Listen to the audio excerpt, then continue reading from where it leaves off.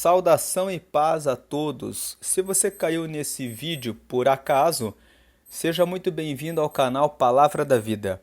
Neste canal, nós compartilhamos mensagens a respeito dos capítulos da Bíblia.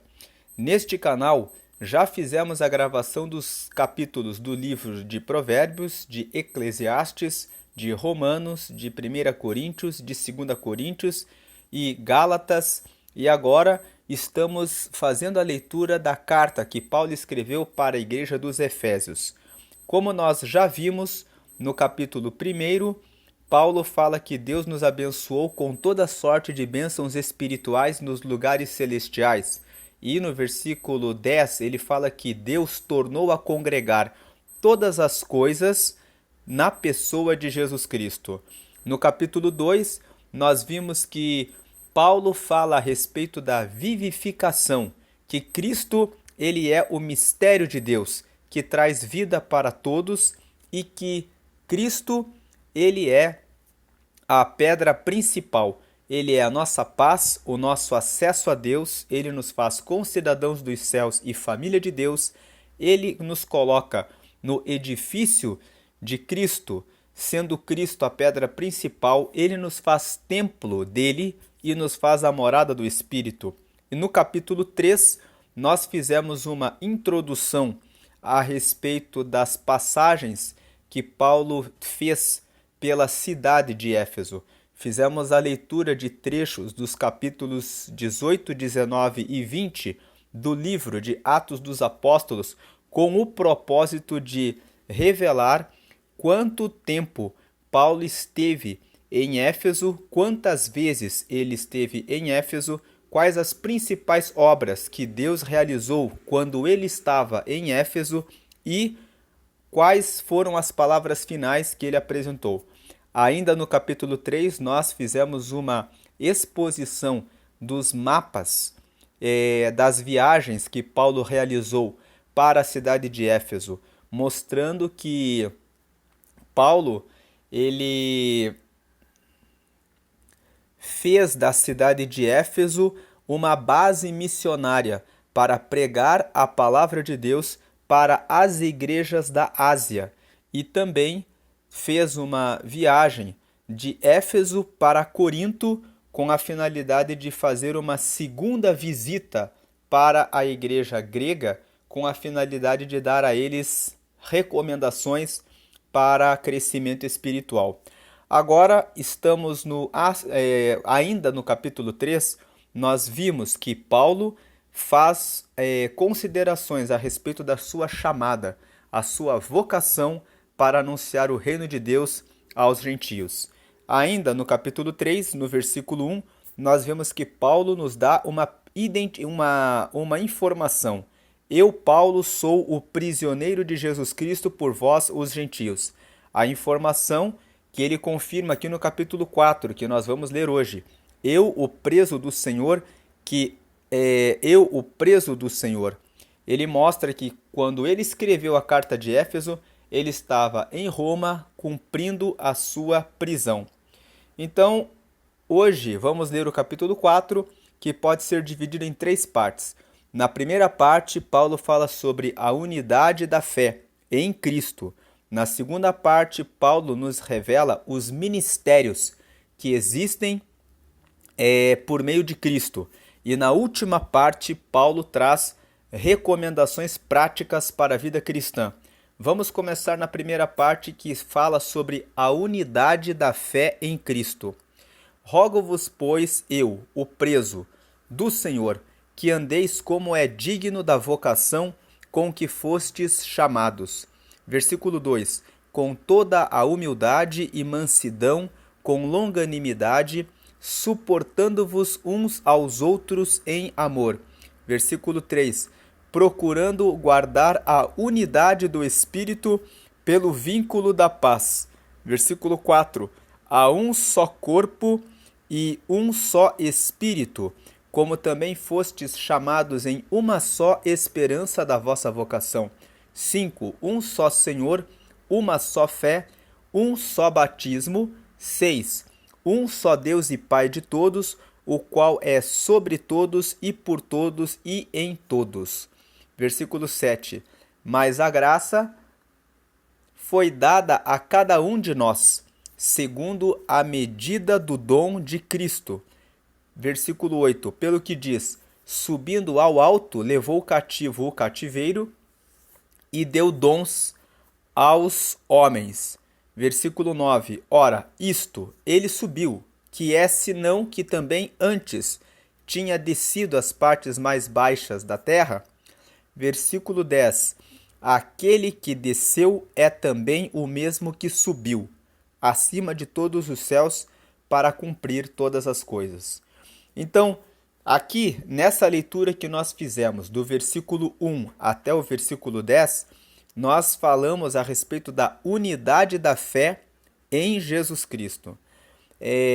No primeiro versículo, Paulo fala que o cristão, ele é chamado para andar segundo a vocação com que foi chamado. O cristão não foi chamado para andar de qualquer maneira, para andar como o mundo, mas ele foi chamado para andar em santidade. E Paulo vai falar aqui, dar algumas pistas sobre como o cristão deve andar. Ele fala para os efésios que eles devem andar, primeiramente com toda humildade, depois com toda mansidão, depois com longanimidade. Ou seja, ele fala de não ter orgulho, fala de todos amarem uns aos outros, sendo respeitosos e conduzindo o relacionamento com o próximo em mansidão, e fala sobre paciência, porque longanimidade é a qualidade de você ter um longo ânimo. Longo ânimo é o quê? É você ter perseverança, né? Nós podemos usar essa palavra para perseverança e paciência.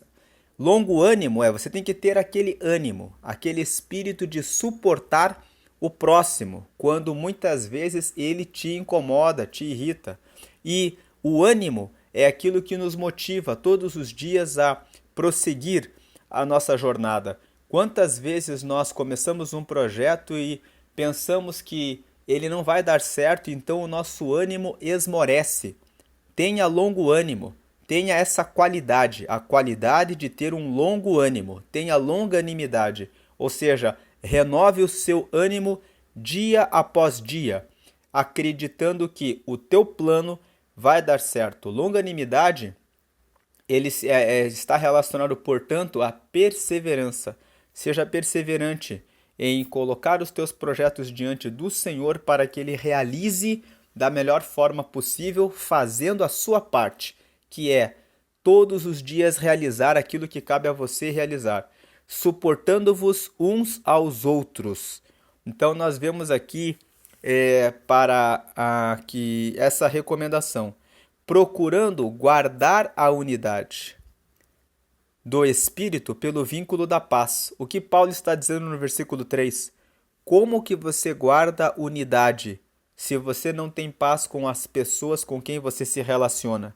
Para que você possa ter paz, ter unidade, falar a mesma língua das pessoas com quem você se relaciona, você tem que ter paz com elas.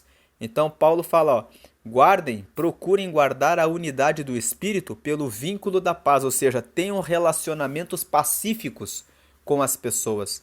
Não guarde mágoa, não guarde ira, não guarde raiva de ninguém. Se você guardar uma ira em relação ao seu cônjuge, em relação aos seus filhos, em relação aos seus parentes, aos seus colegas de trabalho, às pessoas com quem você se relaciona na igreja, e você deixar que essa marca de raiva, de ressentimento, de ira, de falta de perdão, se você permitir que isso brote no seu coração, isso vai destruir a unidade. Jesus disse que nenhuma casa permanece de pé se nela houver divisão. Então, nós vemos aqui que Jesus ele fala que nenhum reino dividido pode subsistir, mas antes ele será destruído. Então, aqui, veja, Jesus fala no versículo 4: há um só corpo e um só espírito, como também fostes chamados em uma só esperança da vossa vocação. Um só corpo, porque nós somos o corpo de Cristo.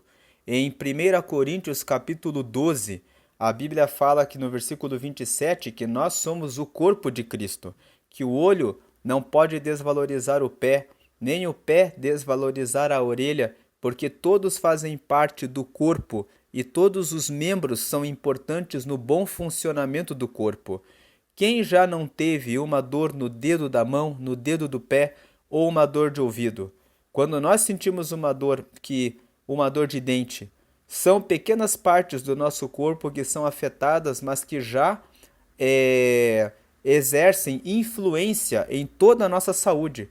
Já não conseguimos nos concentrar, já perdemos o nosso foco, já ficamos com um dia ruim, apesar da dor ser em apenas uma parte do nosso corpo. Assim, Cristo quer que nós venhamos respeitar e amar os irmãos para que, entendendo que nós somos um só corpo de Cristo. O Espírito Santo é um só também. É o Espírito de Deus que habita na vida do cristão. Então, se o teu espírito testifica com o espírito do seu irmão que vocês são filhos de Deus, é necessário que esses irmãos tenham comunhão entre si. Como pode duas pessoas dizerem que são guiadas pelo mesmo Espírito Santo e entre elas haver dissensão? Não existe sentido nisso. E existe uma só esperança da nossa vocação. Qual é a esperança do cristão? Que ele vai viver essa vida na terra com Deus e logo após a sua morte ele herdará a vida eterna com Deus, estará para sempre com Deus. Essa é a nossa vocação. Versículo 5: existe um só Senhor, só Cristo é o Senhor. Uma só fé, só a fé de que Jesus Cristo morreu por nós na cruz e que com o seu sacrifício nos trouxe a salvação e pode nos ressuscitar e nos dar a vida eterna, é que recebemos a salvação. E um só batismo. Batismo em águas é único. Depois que você entrega a sua vida totalmente para Deus, por uma decisão pessoal, você é levado ao batismo em águas e esse batismo simboliza a sua entrega completa para Deus. E o batismo é único, uma vez que uma pessoa tem entregue a sua vida totalmente para Deus, ela passa a ser de Deus. Um só Deus e Pai de todos, o qual é sobre todos e por todos e em todos, quer dizer que Deus Pai, o Criador dos céus e da terra, aquele que governa sobre todas as coisas, ele é sobre todos. E ele também ele é sobre todos e por todos. A preocupação do Deus Pai por todos fez com que ele enviasse o seu Filho unigênito para que morresse por todos, para que todos tivessem a salvação. E ele é em todos. É ele que opera em todos, que realiza em todos. Mas a graça foi dada a cada um de nós, segundo a medida do dom de Cristo. Então, até o versículo 6, Paulo fala que existe uma unidade do corpo de Cristo. Existe um só corpo, um só Espírito, uma só esperança, um só Senhor, uma só fé, um só batismo, pelo que cabe a todos nós guardar a unidade do Espírito pelo vínculo da paz, tendo paz com todos. Agora, a graça, que corresponde ao favor imerecido de Deus, no que diz respeito ao dom de Cristo, ou seja, aos dons espirituais, ela é dada a cada um segundo a graça de Deus. Então, pelo que diz versículo 8, subindo ao alto, levou cativo o cativeiro e deu dons aos homens. Ora, isto, ele subiu, que é senão que também antes tinha descido às partes mais baixas da terra? O que o versículo 9 está dizendo é, se Cristo subiu para os céus novamente, Então, significa que se ele subiu, significa que antes ele estava aqui. Significa que antes ele desceu. Significa que antes ele estava aqui entre nós. E significa também que se ele subiu, é porque também desceu até as partes mais baixas da terra. Ou seja, ele desceu também para tomar a chave do inferno e da morte. Agora o versículo 10. Aquele que desceu é também o mesmo que subiu acima de todos os céus para cumprir todas as coisas. Ou seja, Jesus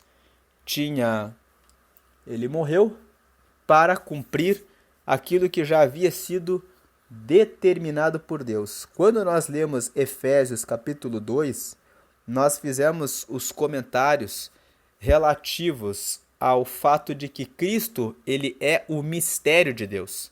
O mistério que, quando Cristo veio, foi revelado. Que mistério era esse? Deus, quando criou a humanidade, já sabia que a queda aconteceria. Então, antes mesmo de que Adão e Eva pecassem, ele já tinha um mistério que revelaria no tempo oportuno, determinado e estabelecido pelo próprio Deus. Assim como no futuro existirá o arrebatamento, existirá a vinda do anticristo, assim como hoje, em 2023, nós vemos a evolução da ciência, e isso já havia sido anunciado para Daniel, dizendo: sabe, Daniel, que nos últimos dias muitos vão se afastar da fé e a ciência se multiplicará. Então nós vemos que essa revelação Deus já tinha falado para Daniel. Ou seja, tudo que hoje está acontecendo nesse tempo, porque o Senhor estabeleceu que essas coisas ocorreriam nesse tempo. Então todas as descobertas que a ciência tem feito, e cada dia mais a ciência evolui cada vez mais, ela evolui porque Deus é que permite. Nós lemos em Gênesis no capítulo 11 que os homens se falavam a mesma língua naquele tempo. E eles se reuniram e disseram: vamos construir uma torre que toque até o céu. Vamos cercar uma cidade e vamos ficar protegidos. Quando Deus viu que os homens estavam construindo aquela torre, o próprio Deus disse: agora, se eu permitir que eles continuem nessa obra, eles chegarão ao céu. Então confundirei as línguas, para que eles se afastem uns dos outros e assim se cumpra o meu projeto. O projeto de Deus era o de que os homens se espalhassem e ocupassem a terra e se multiplicassem. Mas os homens ali queriam se estabelecer em um lugar e criar uma torre para tocar o céu. Deus não permitiu, Deus confundiu as línguas, porque é muito desagradável você tentar conversar com uma pessoa que não entende o que você fala. Você se sente incomodado, você não se sente à vontade, porque você fala uma coisa para ela e ela não entende. E ela fala uma coisa para você e você não entende. Essa situação é desconfortável. Então, Deus gerou esse desconforto para que eles se espalhassem pela terra, que era o propósito de Deus. Agora que chegou o tempo do desenvolvimento da ciência, do homem construir aeronaves para chegar até a Lua e chegar até a conhecer outros planetas, Deus permite que os homens realizem essas obras, porque agora é o tempo que Deus determinou para que essas coisas aconteçam. Assim também aconteceu com a vinda de Jesus. Jesus veio encarnado como ser humano para morrer por todos e trazer a salvação e para ressuscitar, mostrando que Deus tem o poder de ressuscitar, e para subir aos céus, mostrando que Deus tem o poder de arrebatar a sua igreja, mostrando para nós que as profecias que estão escritas na própria Bíblia se cumprirão. e elas serão concretizadas. Então, esse Deus que desceu do céu é também o mesmo que subiu acima de todos os céus para cumprir todas as coisas. Ou seja, Paulo está falando aqui, esse Jesus que desceu é o mesmo que subiu. E ele veio e subiu para cumprir todas as coisas. Que coisas? Aquilo que estava determinado por Deus. Então, essa primeira parte vem do versículo 1 até o versículo 10. E o que se destaca é a unidade da igreja. Aqui, antes de partirmos para a segunda parte, vamos ler aqui algumas passagens, como Mateus, capítulo 12. A palavra fala aqui no versículo 20. Vamos ver se a internet vai ajudar.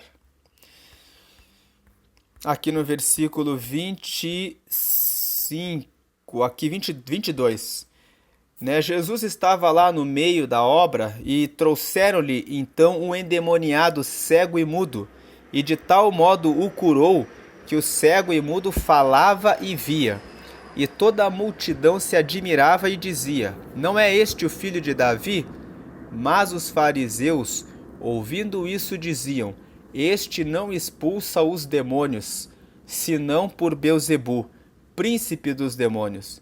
Jesus, versículo 25, Jesus, porém, conhecendo os seus pensamentos, disse-lhes: todo o reino dividido contra si mesmo é devastado, e toda cidade ou casa dividida contra si mesma não subsistirá.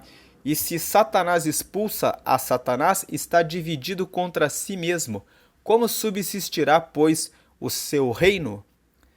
Né? E se eu expulso os demônios por Beelzebu, por quem os expulsam, então, os vossos filhos? Portanto, eles mesmos serão os vossos juízes. Então, nós vemos aqui que Jesus está falando, quando o versículo 3 de Efésios 4 fala para nós mantermos a unidade pelo vínculo da paz, nós vemos que Jesus falou para aqueles que o condenaram, porque ele havia expulsado demônios e disseram que ele estava expulsando os demônios pelos próprios demônios. Jesus disse: um reino dividido não subsiste.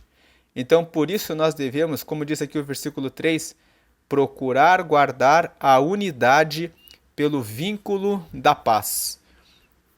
Quando fala aqui um só corpo, nós fizemos a menção a 1 Coríntios capítulo 12, versículo 27, né? Então vamos ler aqui. 1 Coríntios...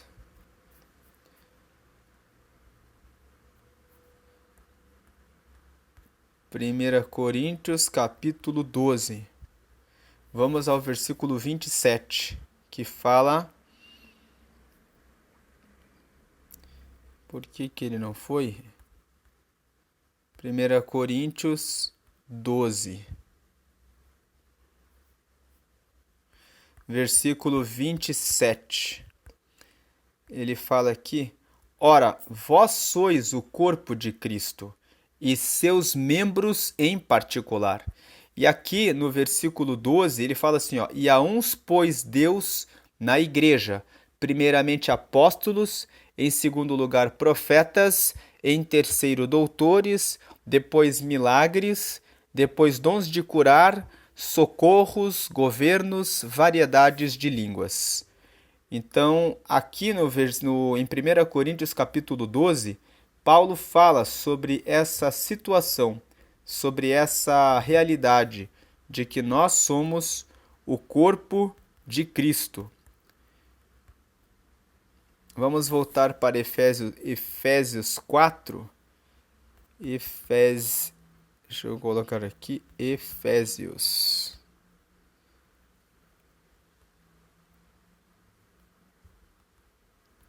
Capítulo 4.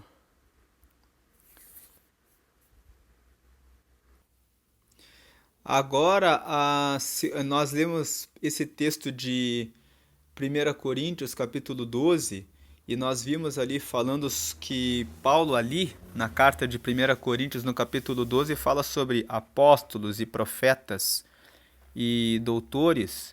E do versículo 11, aqui de Efésios, no capítulo 4, nós vemos que Paulo começa a falar sobre essa mesma temática. Essa é a segunda temática de Efésios capítulo 4. A primeira foi do versículo 1 até o versículo 10. Fala sobre a unidade da fé, que a unidade está em Cristo, só existe um Deus, só existe um Senhor, só existe uma esperança, só existe um Deus que é sobre todos, que é por todos, que atua para todos, né? Nós vimos aqui, ele atua em todos, né? Sobre todos e por todos e em todos. E agora, a segunda parte de Efésios, capítulo 4, vai dos versículos 11 até o versículo 16. Fala a respeito dos ministérios. E nós já lemos ali 1 Coríntios, no capítulo 12, para mostrar que a igreja toda é um corpo só. E já lemos depois o versículo 27, né? 1 Coríntios, capítulo 12, versículo 27. E aí lemos o versículo 28 e 29, que fala a respeito dos ministérios.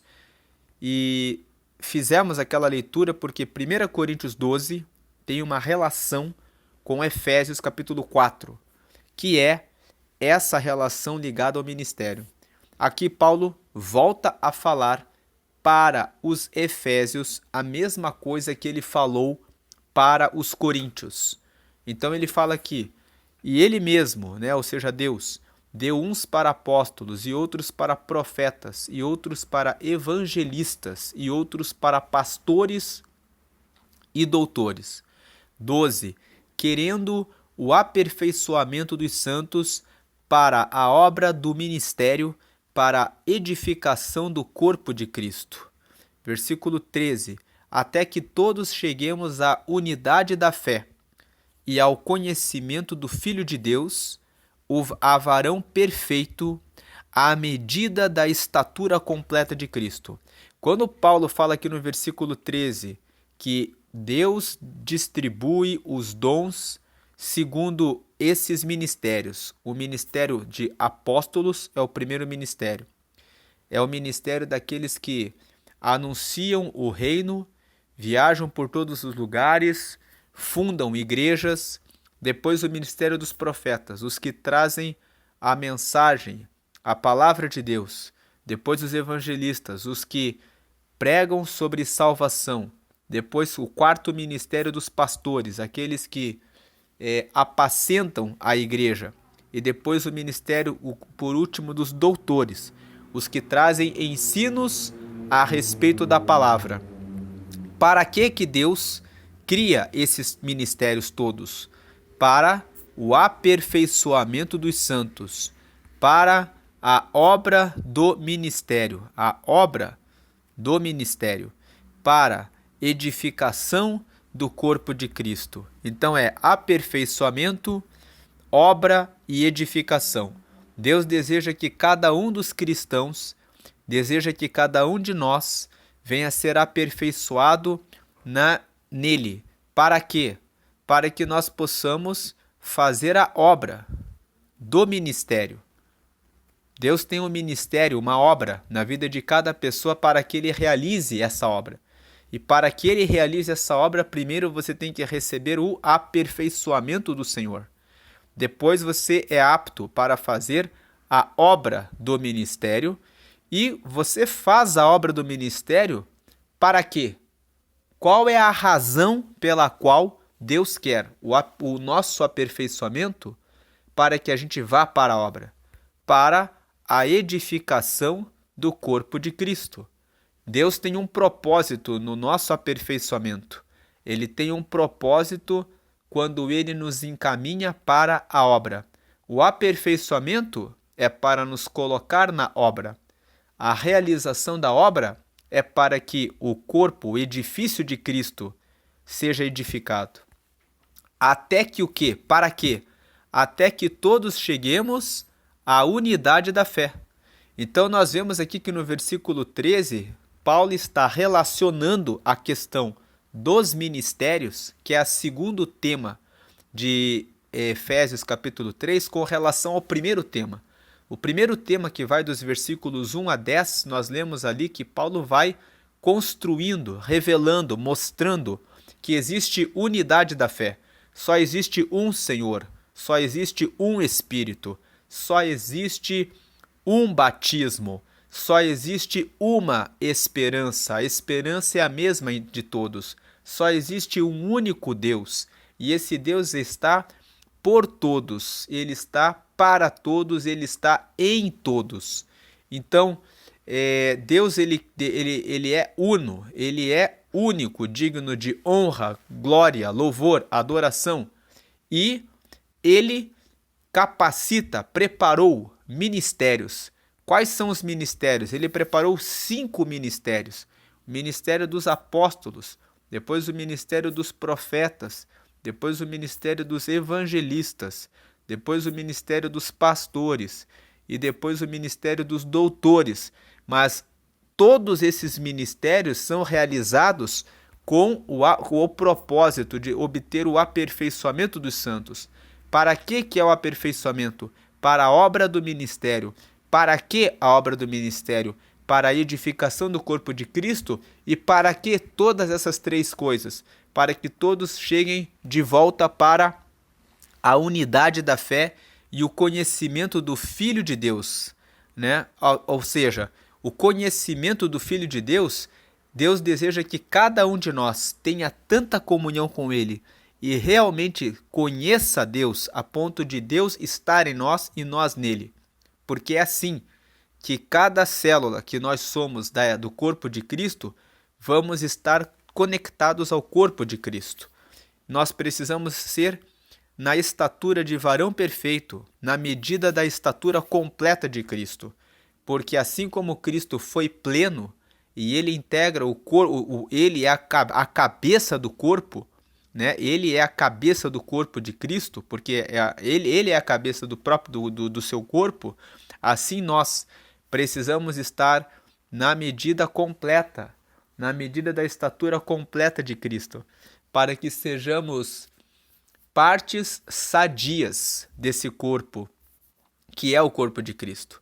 Para que não sejamos mais, versículo 14, para que não sejamos mais meninos inconstantes, levados em roda por todo o vento de doutrina, pelo engano dos homens que com astúcia enganam fraudulosamente.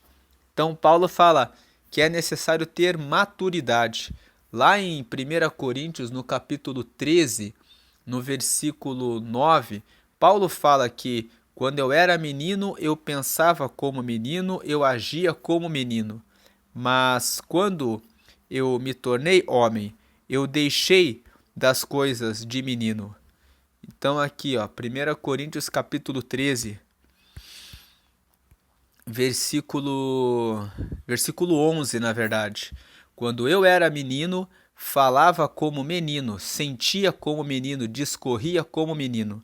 Mas logo que cheguei a ser homem, acabei com as coisas de menino. Então Paulo aqui está trazendo essa orientação. Nós temos que deixar das coisas da imaturidade para andar na maturidade com Deus. Então aqui no versículo 14, né? Efésios capítulo 4, versículo 14, que a gente não seja mais como menino inconstante, levado em roda por todo o vento de doutrina pelo engano, com astúcia, que enganam fraudulosamente. Versículo 15, antes, seguindo a verdade em amor, cresçamos em tudo naquele que é a cabeça, Cristo. Versículo 16, do qual todo o corpo bem ajustado e ligado pelo auxílio de todas as juntas, segundo a justa operação de cada parte, faz o aumento do corpo para sua edificação em amor. Então veja, ele fala que segundo a justa operação de cada parte. Quando ele fala a justa operação de cada parte, ele está falando que todos nós temos uma missão, uma tarefa, um compromisso de uma responsabilidade de sermos o quê? De sermos boas partes do corpo de Cristo, para a edificação do corpo de Cristo em amor. Aí a última parte, que é do versículo 17 até o versículo 32, essa parte é a parte maior de Efésios capítulo 4, em que Paulo faz recomendações práticas para a vida cristã. Então ele começa no versículo 17: E digo isto e testifico no Senhor, para que não andeis mais como andam também os outros gentios na vaidade do seu sentido. Primeiro conselho: não ande como os gentios. Eles fazem as coisas vãs desse mundo de acordo com o que eles querem. Eles andam na vaidade do seu sentido. Segundo conselho: entenebrecidos no entendimento, separados da vida de Deus, pela ignorância que há neles, pela dureza do seu coração. Versículo 19: os quais, havendo perdido todo o sentimento, se entregaram à dissolução, para com avidez cometerem toda a impureza. Então o primeiro conselho é esse, versículos 17, 18 e 19. Os 3 versículos trazem um primeiro conselho: não ande de acordo com a sua vontade. De acordo com o quê? Na vaidade do seu sentido. Né? Como ele diz na parte final do versículo 17, porque os gentios andam assim. Mas por que os gentios andam assim? Primeiro, porque eles estão entenebrecidos no entendimento. Ou seja, o entendimento deles anda em trevas. Eles não se entregam para receber o Espírito Santo, para terem a visão da vontade de Deus. Eles ficam separados da vida de Deus pela ignorância que há neles. Então, primeiro eles têm o entendimento entenebrecido. Segundo, eles são ignorantes em relação à vida de Deus. E terceiro, eles têm dureza de coração. Por causa dessas 3 coisas, por causa do entendimento em trevas, por causa da ignorância e por causa da dureza do coração, o que acontece com eles? Eles perderam todo o sentimento, se entregaram para a dissolução, para com avidez cometerem toda a impureza. Aí o versículo 20: mas vós não aprendestes assim a Cristo. Versículo 21: se é que o tendes ouvido e nele fostes ensinados, como está a verdade em Jesus. E versículo 22: que quanto ao trato passado vos despojeis do velho homem, que se corrompe pelas concupiscências do engano. Versículo 23: e vos renoveis no espírito do vosso sentido. Versículo 24: e vos revistais do novo homem, que segundo Deus é criado em verdadeira justiça e santidade. Então, nesses versículos nós vemos Paulo dizendo assim, vocês não aprenderam a viver, né, com o entendimento em trevas, a viver em ignorância e a viver em dureza do coração. Vocês não aprenderam dessa forma. Vocês não se perderam. Vocês não aprenderam assim. Mas vocês aprenderam a abandonar o velho homem. Vos despojeis do velho homem. Efésios 4, 22. Que se corrompe pelas concupiscências do engano. Vocês aprenderam versículo 23, a se renovar no espírito do vosso sentido. Versículo 24, vocês aprenderam a se revestir do novo homem, que é criado em verdadeira justiça e santidade. Versículo 25, pelo que deixai a mentira e falai a verdade, cada um com o seu próximo, porque somos membros uns dos outros. Então aqui o outro conselho: fale a verdade. Deixe a mentira de lado, arranque isso da sua vida. Versículo 26, mais um conselho: irai-vos e não pequeis, não se ponha o sol sobre a vossa ira. Ou seja, irar não é pecado, mas irar e se entregar para a violência, para falar palavrões, se não ter domínio sobre a ira, se deixar a ira te dominar, isso é pecado. Versículo 20, mais um conselho: não deis lugar ao diabo. Como é que uma pessoa dá lugar ao diabo? Ela, quando tem os maus pensamentos, ela não para aquele mau pensamento, ela não reage. Ela deixa os maus pensamentos falarem na sua cabeça à vontade. Ela permite que más companhias que realizam atividades más andem com elas, né? Ela admite, aceita ficar no círculo de amigos de pessoas que praticam a maldade, né? Aí você está dando lugar ao diabo. Você dá lugar ao diabo também quando você obedece, né? Algum pensamento sopra na sua cabeça e você dá lugar a ele, mesmo sabendo que ele é pecado.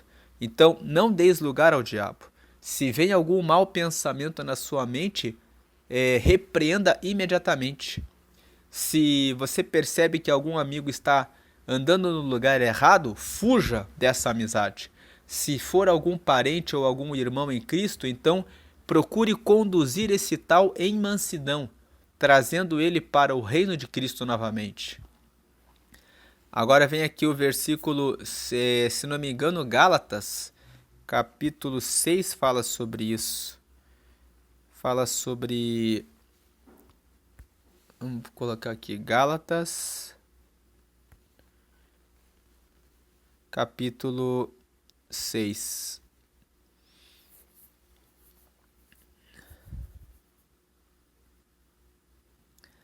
Aqui está escrito assim: Irmãos, se algum homem chegar a ser surpreendido em alguma ofensa, vós que sois espirituais, encaminhai o tal com espírito de mansidão, olhando por ti mesmo,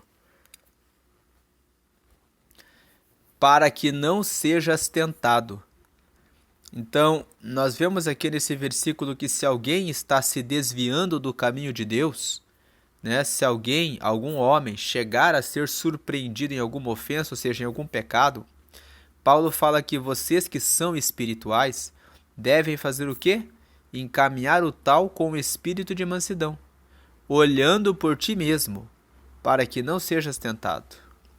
Então, quando ele fala que tem que olhar por si mesmo, o texto está dizendo ali que há um risco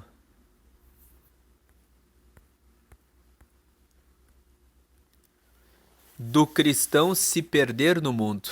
E é por isso que é importante que ele ande, né, sempre com vigilância. Então, é por isso que é necessário, quanto ao trato passado, que vos despojeis do velho homem, que se corrompe pelas concupiscências do engano. É necessário que vocês se renovem no espírito e no vosso sentido. Versículo 23. 24. E vos revistais do novo.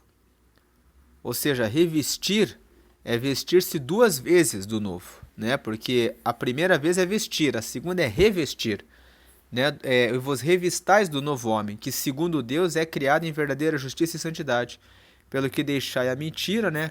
Para deixar a mentira, deixar a questão da ira para não pecar, não dar lugar ao diabo, que é o que nós lemos ali, o versículo 1 de Gálatas, com a finalidade de mostrar ali que muitas vezes um irmão se desvia e você precisa conduzi-lo novamente para o caminho. Essa condução de retorno ao caminho de Deus deve ser feita com mansidão, como diz ali em Gálatas 6:1. Versículo 28. Aquele que furtava, não furte mais, antes trabalhe, fazendo com as mãos o que é bom, para que tenha o que repartir com o que tiver necessidade. 29. Não saia da vossa boca nenhuma palavra torpe, mas só a que for boa para promover a edificação, somente a boa, em hipótese.